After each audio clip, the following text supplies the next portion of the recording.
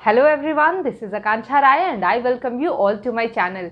आज के इस वीडियो में हम कंटिन्यू कर रहे हैं अपना chapter life processes. Last class में हमने पढ़ा all about nutrition in human being. उस क्लास में हमने किया था फुल डिस्कशन। ठीक है, आज के क्लास में भी हम सेम चीज़ करेंगे बट विथ रिटन नोट्स। ठीक, जिन लोगों को पूरा प्रोसेस समझना है बहुत ही ईजी वे में, पहले उस वीडियो को देख लो, उसके बाद इस वीडियो को देखोगे तो चीज़ें अच्छे से समझ में आएंगी, बिकॉज यहाँ पर एक्सप्लेनेशन उतना मैं नहीं देने वाली हूँ। चलो स्टार्ट करते हैं। फिर जब हम डाइजेशन की बात करते हैं, न्यूट्रिशन की बात करते हैं, तो वो स्टार्ट होता है फ्रॉम आवर माउथ। ये तो सबको पता है कि हम जो फूड इनटेक करते हैं वो सबसे पहले किस पार्ट में जाता है हमारे, इन द माउथ।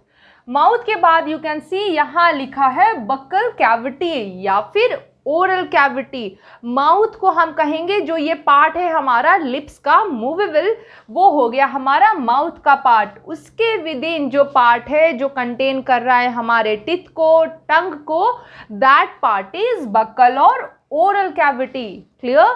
उसके बाद एक पार्ट आता है जिसको कहते हैं फेरिंग्स, जो पैसेज प्रोवाइड करता है फूड के जाने के लिए।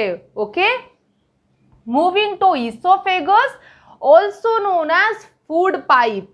इसके थ्रू फूड जो है वो माउथ से विद इन द स्टमक जाता है। ये कुछ ज़्यादा यहाँ पर केमिकल रिएक्शन नहीं होता है बट पैसेज प्रोवाइड करता है ये फूड के जाने का। क्लियर है? इसोफेगस से फूड आता है स्टमक में। स्टमक में क्या होता है फूड का, ये सब हम पढ़ चुके हैं। स्टमक के बाद फूड जो है वो स्मॉल इंटेस्टाइन में आता है। स्मॉल इंटेस्टाइन के बाद वो जाता है लार्ज इंटेस्टाइन में एंड फाइनली वेस्ट प्रोडक्ट जो होता है वो बॉडी से बाहर हो जाता है बाय एनस। क्लियर है? यहाँ पर मैंने पैनक्रियाज, लीवर और गैल ब्लैडर को मेंशन नहीं करा है। क्यों? क्योंकि वो रोल प्ले करते हैं डाइजेशन में बट फूड उन ट्रैक में नहीं जाता है। फूड का जो रोड है, रोड मैप अगर बनाए हम लोग, रूट बनाए, तो वो यही है, या उन सब का पार्टिसिपेशन होता है डाइजेशन में बट वो रूट में नहीं आते हैं। क्लियर है? बट जब हम पढ़ेंगे सारे ऑर्गन्स को डिटेल में तो उसमें हमारे वो ऑर्गन्स भी आएंगे। क्लियर है? स्टार्ट करते हैं फिर हम माउथ से, which is structure which is guarded by two soft movable lips. ये सबको पता है, upper and lower lips. Okay, and open into a chamber और कैविटी कॉल्ड बक्कल कैविटी। मैंने बताया बक्कल कैविटी या ओरल कैविटी होता है after the mouth. Buccal cavity में it is a large space bounded by the throat and on the sides by the jaws. हमारे jaw present है तो ये क्या कंटेन कर रहा है, जो पूरा अंदर का स्ट्रक्चर है दैट इज टंग हो गया हमारा, टिथ हो गए हमारे, ये पूरा जो पार्ट है वो कंसिस्ट करता है बक्कल कैविटी को। ये देखो, I have written formula of teeth 2 1 2 3। कैसे इसको हम लोग समझते हैं, ये देखो, हम टोटल कितने टिथ होते हैं बोलते हो ना, 32। चलो ये मैंने क्या बनाया है बता रही हूँ। अभी मैं माउथ का एक तरह से स्ट्रक्चर बना रही हूँ, तुम लोग ज़्यादा नहीं सोचना मैं ऐसा नहीं बनाया वैसा नहीं बनाया, नहीं। देखो अब ये देखो, ये समझ लो अपने ऊपर वाले टिथ हो गए, ये हो गए नीचे वाले। क्लियर है? जो ये 2 1 2 3 काउंट होता है ना, ये हाफ में डिवाइड कर दो। समझ में आया? टोटल करो इसको, कितने हुए, 2 3 4 5 6 7 8। अब ये 8 हो गए इधर। क्लियर है?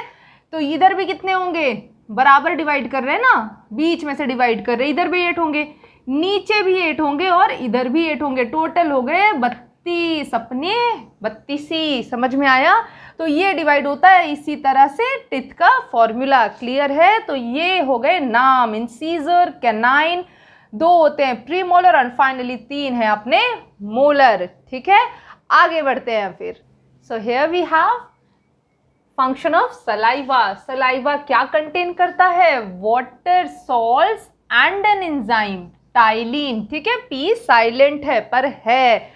टाइलिन जो होता है वो है सैलिवरी एमाइलेज। मैंने फंक्शन बताया था बहुत क्लियरली कि अगर एमाइलेज वर्ड है तो वो क्या करेगा, कार्बोहाइड्रेट को ब्रेक करेगा। And here we are seeing starch.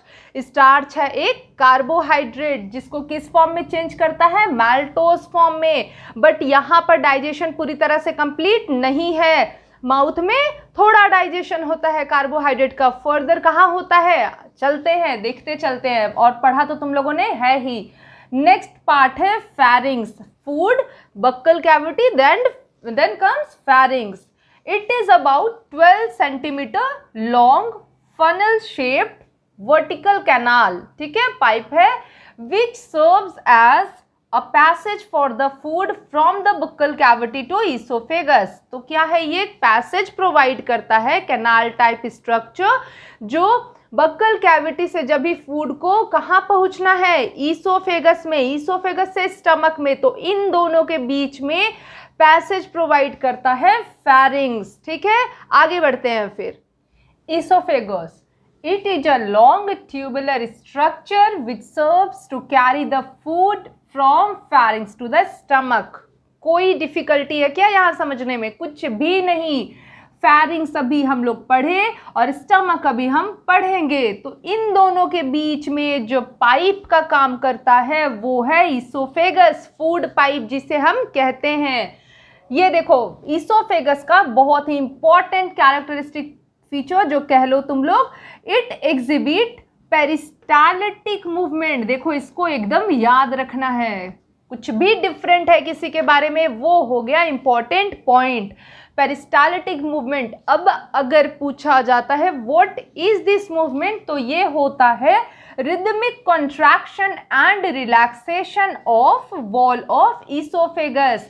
अगर मान लो कि ये है ईसोफेगस, तो इसमें क्या होता है, ये इस फॉर्म में मूवमेंट होता है, सो दैट जो फूड है वो अंदर आते जाता है, तो ये वापस से शेप में आते जाता है। ठीक है, फूड यहाँ पहुँचा तो ये ऐसा हुआ, फूड जब यहाँ से निकला तो ये वापस, तो इस तरह से जो मूवमेंट हो रहा है इसको हम कह रहे हैं peristaltic movement.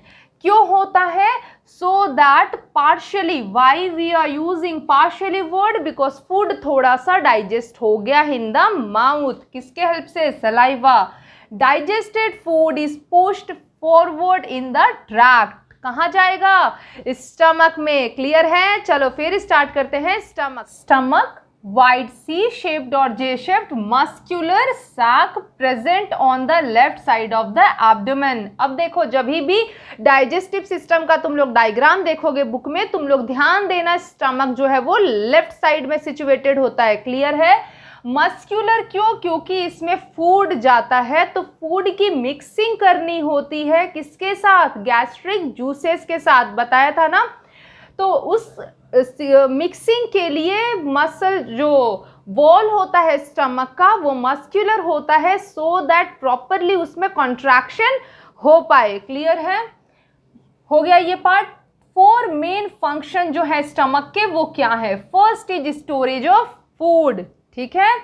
Second mechanical churning, this is CHURNING, churning of food. इसका मीनिंग क्या हुआ? इसका मतलब है मस्क्यूलर वॉल जो होते हैं स्टमक के वो क्या करते हैं, कंटिन्यूअस कॉन्ट्रैक्शन करते हैं, सो दैट जो फूड स्टमक में पहुंचा है वो प्रॉपरली गैस्ट्रिक जूसेस के साथ मिक्स्ड हो जाए। ठीक है, याद रखना ये point. Third, partial digestion. Partial digestion clear है हम लोगों को, इतना हम समझ चुके हैं लास्ट वीडियो से कि स्टमक में कंप्लीट डाइजेशन नहीं होता है, पार्शियल डाइजेशन होता है। तो यहाँ पर क्या सिक्रीट करता है wall of stomach, gastric gland present होते हैं जो सिक्रीट करता है गैस्ट्रिक जूसेस, जो होते हैं 3 टाइप्स के। मैंने सीक्वेंस में पढ़ाया था लास्ट क्लास में, सीक्वेंस में ही याद रखना। यहाँ पर फिलहाल देखो लिखा हुआ है क्या, mucus protect the lining of stomach from HCl। HCl क्या करता है, मीडियम को एसिडिक बनाता है, साथ ही जो माइक्रो ऑर्गेनिजम्स हैं हार्मफुल हैं उनको किल करता है। नेक्स्ट है पेप्सिन, जो है क्या है, एंजाइम जो डाइजेशन ऑफ प्रोटीन करता है। इन तीनों का आपस में म्यूचुअल रोल है। पेप्सिन को चाहिए एसिडिक मीडियम जो प्रोवाइड करता है HCl। अगर HCl एसिडिक मीडियम ना दे तो पेप्सिन काम नहीं करेगा, और HCl होता है थोड़ा हमारे लिए प्रॉब्लमेटिक। क्या HCl जो है हार्म कर सकता है हमारे वॉल ऑफ स्टमक को, तो उस प्रोटेक्शन के लिए आता है म्यूकस। तो इन तीनों की आपस में है सेटिंग, जो हमें क्या करना है, याद रखना है। फोर्थ पॉइंट बचा हुआ है, परेशान नहीं हो, अभी बताती हूँ। चलो, फूड इनटू स्मॉल इंटेस्टाइन, मतलब क्या करता है स्टमक, जो फूड है, अब स्टमक का काम हो गया, उसने अपना काम कर दिया। अब उसके बाद वो बोलेगा okay food go to small intestine, तो वो फूड को कहाँ भेज देता है, स्मॉल इंटेस्टाइन में। ठीक है, अब आगे का पार्ट हम नेक्स्ट क्लास में करेंगे, जो कंसिस्ट करेगा small intestine and large intestine. Important है अगेन दोनों, सो स्टे ट्यून्ड। एंड अगर चीजें क्लियर हो रही हैं, समझ में आ रही हैं, तो do subscribe my channel, share करो, लाइक करो एंड कमेंट करो। Bye bye everyone.